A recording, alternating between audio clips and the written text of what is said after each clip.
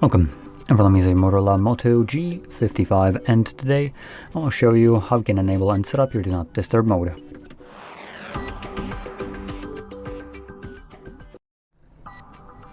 So to get started, swipe down twice from the top of your screen, which will show you a bunch of toggles, and then locate the Do Not Disturb mode, which for me is right over here.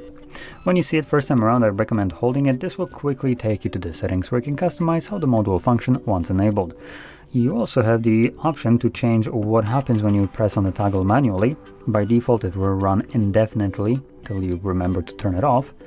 I personally like to set it on a timer, so when I enable it and forget about it, the device will turn it off after the specified amount of hours.